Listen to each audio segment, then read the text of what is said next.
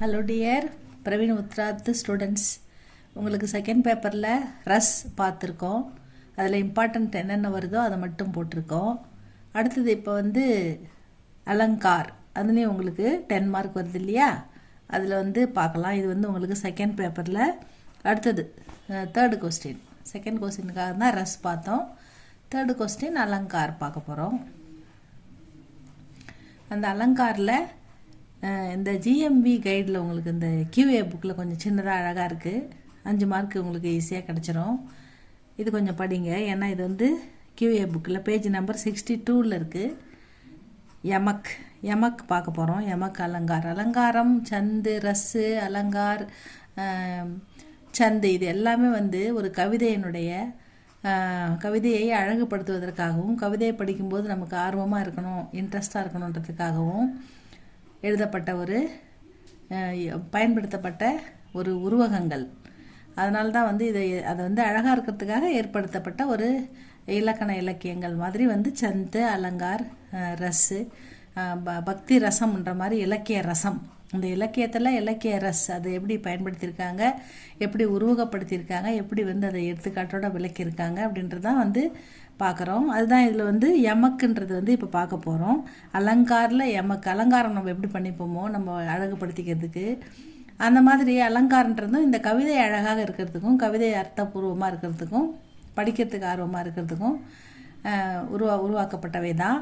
அதுதான் நம்ம பார்க்க போகிறோம். யமக் அலங்கார் இதை பார்க்க போகிறோம் ஸ்டூடெண்ட்ஸ். பார்க்கலாமா? ஜஹா ஏக் शब्द से अधिक बार प्रयुक्त होता है.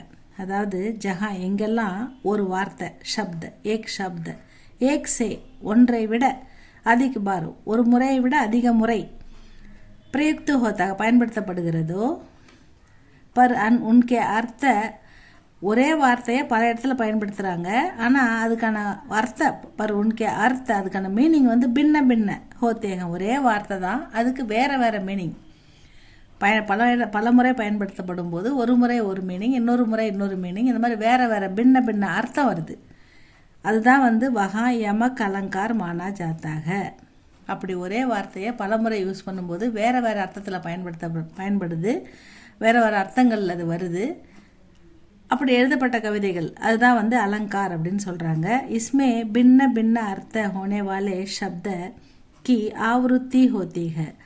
இதில் பின்ன பின்ன வார்த்தைகளில் ஒரே வார்த்தையை பின்ன பின்ன அர்த்தத்தில் யூஸ் பண்ணுறத பயன்படுத்தியிருக்காங்கன்னு சொல்ல வராங்க. ஜெய்சே கனக் கனக் தே சௌகுனி மாதக்தா அதிகாய். அதாவது இங்கே கணக்கு இஸ்மே, இந்த ஒரு செய்யுளில் இஸ்மே கணக்குன்ற சப்தம் 2 வாட்டி வந்துருக்குது. கணக்குன்னு வந்திருக்குது. ஆனால் ஷப்தக்கா பிரயோக் 2 பார் ஹுவாக. அந்த சப்தம் கணக்குன்னு 2 பார் 2 முறை பயன்படுத்தப்பட்டிருக்கிறது. அவர் இஸ்கே கிரம்ஷக 2 முறை.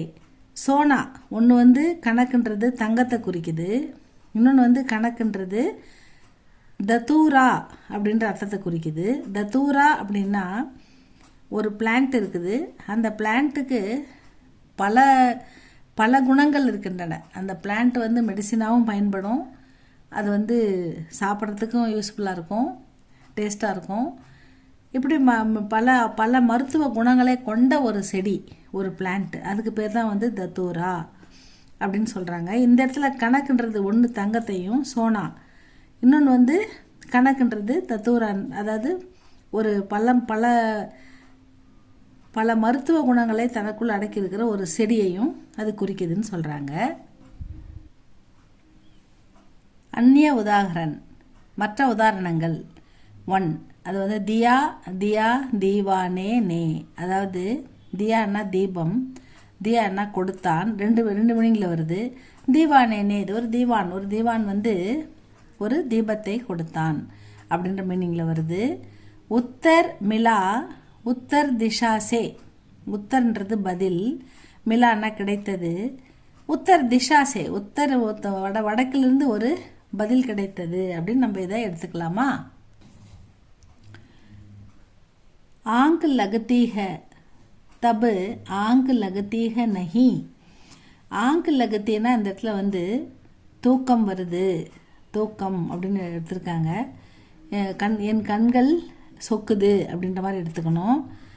இந்த இடத்துல தூக்கம் வரல அப்படின்ற மீனிங்கில் ஆங்கு லகத்தி நகி கண்கள் சொக்குது அப்படின்ற மீனிங்கில் எடுத்துக்கிறாங்க. இங்கே வந்து தபு எப்போ தூங்கணும்னு நினைக்கிறனோ அப்போ, ஆங்கு லகத்தீக நகி தூக்கம் வரல என் கண்களுக்கு, இங்கே கண்கள் இங்கே தூக்கம் அப்படின்ற மீனிங்கில் கொடுத்துருக்காங்க. ஆங்கு லகனா அப்படின்னா கிசிசே பிரேம் ஹோனா, ஏதாவது ஒரு அன்புனால நம்ம வந்து நேசிக்கிறதால நமக்கு அந்த படபடப்பில் டென்ஷனில் தூக்கம் வராமல் இருக்கும்.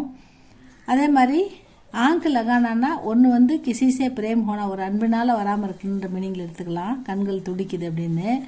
நீந்த ஆனா இன்னொன்று வந்து தூக்கம் வருது அப்படின்ற மீனிங்லேயும் எடுத்துக்கலாம்.